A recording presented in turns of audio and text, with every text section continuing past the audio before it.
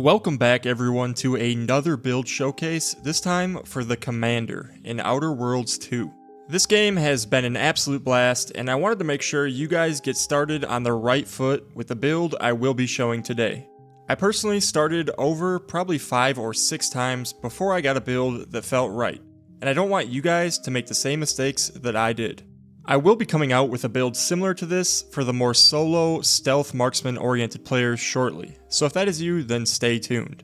For my main build, I wanted to make something that used guns, hit most of the skill checks I encountered, both inside and outside of combat, gave me many options to make my own decisions, helped fit in with the roleplay aspect of being the commander that the game thrusts onto you, and lastly, I wanted to easily handle anything that the very hard difficulty throws your way, so you can get that juicy achievement.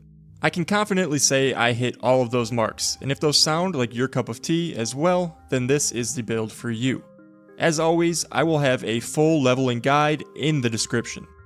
Right off the bat, let's focus on possibly the most crucial part of the build: character creation. The foundation of your build is crucial to getting off on the right foot and being able to complete early skill checks. Background is completely a flavor pick and has no impact on gameplay. With that being said, for this build I think that Lawbringer makes the most sense. This is a build for a leader goody two-shoes kind of guy, and Lawbringer really leans into that. However, another great option in my opinion is Roustabout. Roustabout is basically just a normal guy that somehow became a commander, and not even he knows how, which I think leads to some funny moments.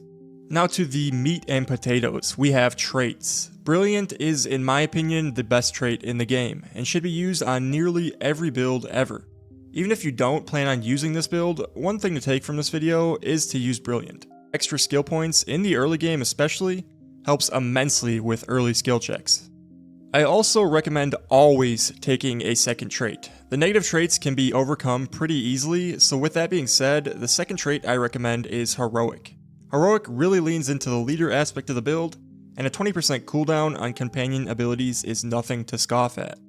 In combination with some other equipment and perks we can have companion abilities pretty much permanently up in the end game.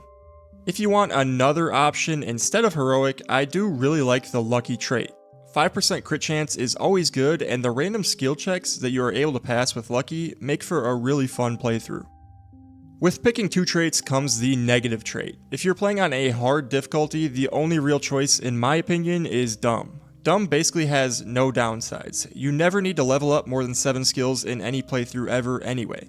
Additionally, the dialogue options you get from being Dumb make for a really fun playthrough. If you don't want your commander to be a dummy, then you can just not pick those dialogue options, or alternatively opt for the Sickly trait instead. Just be warned that if you are playing on hard difficulties, you are probably going to die quite a bit, especially so when you have Sickly.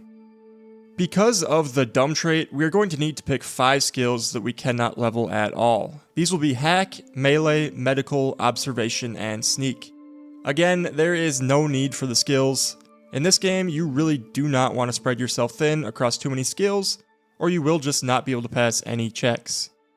The 3 skills we are going to specialize in are Speech, Science, and Engineering. These skills are specifically chosen for the purpose of helping you in the tutorial and other early game skill checks.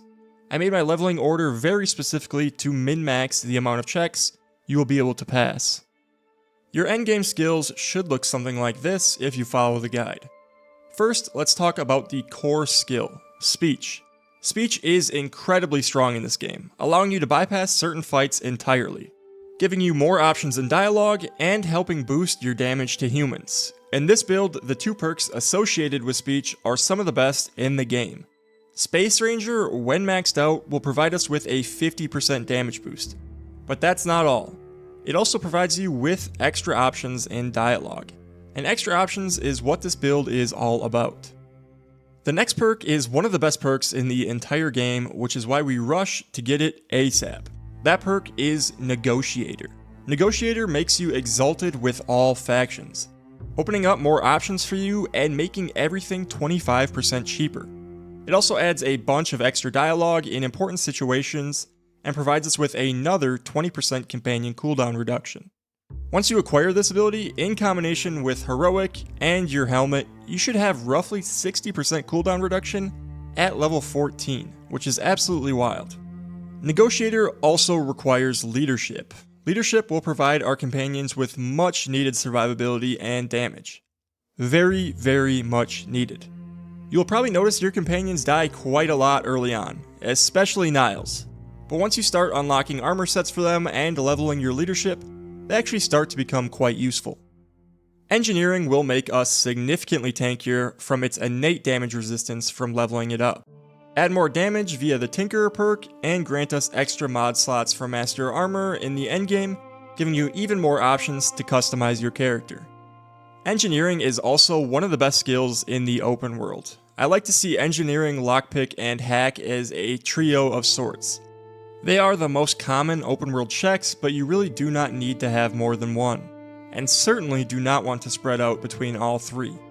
Engineering is my favorite of the three for this particular build, because it helps you survive firefights, and just feels the most right for a commander. With that being said, if you want to trade in Engineering for Lockpicking or Hacking, then feel free. But I will have both a Hack and Lockpick build coming out shortly. Explosives is the second best 1-level dip in the game. With just 1 point in explosives, you can grab the perk Hot Blooded. Hot Blooded is an amazing perk helping you stack plasma damage faster, and granting you with some means of lifesteal, which is nearly impossible to come by in this game. This turns our plasma guns into absolute explosion machines. If you liked the Hung Jury from Destiny, then you'll like what this perk cooks up. Speaking of 1-level dips, Lockpick is the absolute king. With just 1 point in Lockpick, you can grab Pickpocket. Pickpocket is incredibly overpowered in this game. No one will ever detect you, and you can pretty much steal to your heart's content. The reason I really like grabbing this skill is because it allows you to access doors and chests that would otherwise be a pain to get. It also allows you to take journals and other quest-related objects to finish out quests differently. A good example of how strong Pickpocket is that you can walk into the first town, steal from Milver Street and Core, and go and open their chests within the first 2 minutes of entering the town, and instantly become a much richer individual and have other options of weapons. The sixth skill is Science. With the small dip we grab, enough to pass almost all of the early skill checks, which is nice, but also Science is the best triple dip in the game. With 3 points into Science, you can increase your status damage output and survivability significantly, which is what we are doing by grabbing both Contingency Screen and Rapid Recharge. Contingency Screen is basically an automatic oh shit button. It brings up a shield whenever you pass under 25% health. This has saved my life more times than I can count, and I really think it would work on every build out there. Rapid Recharge is pretty much just there to give us more energy always, making sure that we always have enough for our own shield. Last but certainly not least is guns. I want to start this off by mentioning that if you are going to make your own build, not to overlevel guns. Guns really has no skill checks, and quite honestly, in the endgame, you'll kill things so fast that it's just extreme overkill. Now with that out of the way, let's talk about all of the perks we will grab. There is quite a few. The early core of your entire game is going to revolve around Point Blank Artist, Crabble Rancher, and Serendipitous Slayer, in combination with our weapon of choice, the Rattler, which I will get to shortly. These 3 perks give us so much extra fighting power early that it's crazy. The early game is the hardest part in all RPGs, and Outer Worlds 2 is no exception. These perks get us started off right. Later on, we will grab Deep Drums and Hail of Lead. With the addition of the Overprepared Flaw, you're going to have guns with absolutely insane magazine sizes. You'll almost never need to reload, and the longer you go without reloading, the more damage you're going to pump out. What is there not to like? Speaking of flaws, I'll quick run over just a few that I liked for this build. You can really do these however you like. I liked Overprepared. As mentioned earlier, it's absolutely perfect for this build, increasing our magazine sizes, allowing us to pump out more damage. Bad Knees is just a really nice quality of life flaw, making you move faster through vents and when sneaking around. Foot and Mouth is a very nice experience bonus for the fast readers, and you can always pause the game to think if you want. And then lastly, we have Reckless Leadership. I really like Reckless Leadership, because reviving companions in this game sucks anyway, so you might as well get something from it. Companions almost always die in the most inconvenient location possible, and taking any damage stops the revive, so I prefer to just not worry about it and make my surviving companion stronger instead. Gadgets are extremely crucial in this game, specifically using the shield gadget to keep yourself alive. Between our dip into science and the contingency screen, you should aim to have your shield up at least around half the time. It's basically a second health bar. Don't be afraid to press it at the beginning of every fight as a preemptive measure. It sticks around for a very long time. As mentioned earlier in the video, the Rattler is the best early game weapon money can buy. This thing can quite frankly stick with you for the entire game. Its damage is absolutely nuts. The key is to get very close to enemies and rapidly hipfire it into their faces.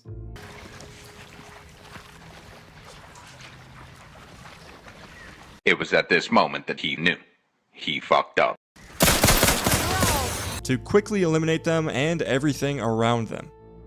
The very first thing I recommend doing upon entering the first city is visiting the local gun shop, buying this gun, buying a plasma barrel for it, and then never putting it down again. The shock machine gun is our more ranged weapon of choice. Shock is incredibly overpowered in this game. It basically makes it so enemies cannot fight back with the constant stuns and staggers, and it's incredibly important for us to be able to fight mechs in particular. Plasma is weak versus mechs, so the Rattler is going to be used for the animals and humans, and the shock machine gun is reserved for the mechs. After acquiring the Rattler, the next thing you should do is go to the prison in the town, get yourself inside the armory, and pick up one of these bad boys. I also advise immediately adding a scope, as I am not a fan of the iron sights, and it will be sticking with you as well for the next 10 levels. Equipment wise, the limited production Gentle Person's Oxonian is the only piece to really worry about. This hat grants us with more companion ability reduction and some solid early crit damage and chance. This is a perfect hat for this build early on. The only slight issue is that it requires you to work with Milver Street, so it kind of forces you into siding with him instead of Carr, limiting your decision making. With that said, this hat is very far from essential to this build, so you can still side with Carr if you prefer. You also could probably just kill him for it, but I'm not sure I would recommend doing that. Lastly, I recommend grabbing the Plasma Grenade blueprint from the Crabble spawning grounds. The Plasma Grenade on its own is a lethal death machine, but the main reason I advise building a bunch of them is because it basically provides you with more lifesteal from the Hot Blooded perk. Now we can run through some of the later weapon options. Chainspark Cannon is the direct upgrade to the shock machine gun, and it's pretty much impossible to miss. It is acquired from the final boss on the first island and will suit you well for quite some time. The Shock Assault Rifle is pretty much the direct upgrade to the Chainspark Cannon, and will be your mech weapon of choice entering into the endgame. You can really use this weapon versus everything. This thing absolutely shreds. The Designator Burst Assault Rifle is a great choice to add to your arsenal after getting off the first planet. Add a plasma barrel, a sight, and a tracing unit, and now you'll have a solid mid-range option to pair alongside your Rattler and shock weapon. The direct upgrade to the Burst Assault Rifle is the Scoped Heavy Marksman Rifle, with a plasma barrel attached. This gun is fantastic at every range and absolutely annihilates humans and wildlife. This is an incredibly fun gun to use and is a great late game option. This is basically the hung jury from Destiny like I mentioned earlier. Because this is a leadership build, it is crucial that you are bringing the right companions to the party, making use of your leadership strengths. Marisol is hands down, without a doubt, the strongest companion in the game. She's one of the strongest companions in any game I have ever played. Both her activated ability and passive ability are insane. If you point at something and tell Marisol to use her ability, then whatever that thing previously was will be reduced to dust nearly instantly. I heavily recommend bringing this absolute god with you when using this build. The next choice is really up to you. I personally think that Tristan and Inez are both pretty horrible, and really wouldn't recommend bringing either of them unless you want them for vibes. So that leaves you with a decision between Niles for some tankiness on your team, Valerie for some added healing, or Azza for some more damage. I personally typically brought Azza with me because I think she's cool, and you can really spam her abilities since she has two of them. I liked using her as an assassin, targeting the sniper and rocketeers firing at me from a distance. With that said, Valerie is probably objectively the correct choice for survivability reasons. You won't really have a whole lot of healing with this build. If you guys want me to do a deeper dive on all the companions and what they should build, then let me know in the comments below. I will be making more builds for Outer Worlds 2, so if you like this one, be sure to like and subscribe for more. Thank you all very much for watching, and I'll see you in the next one.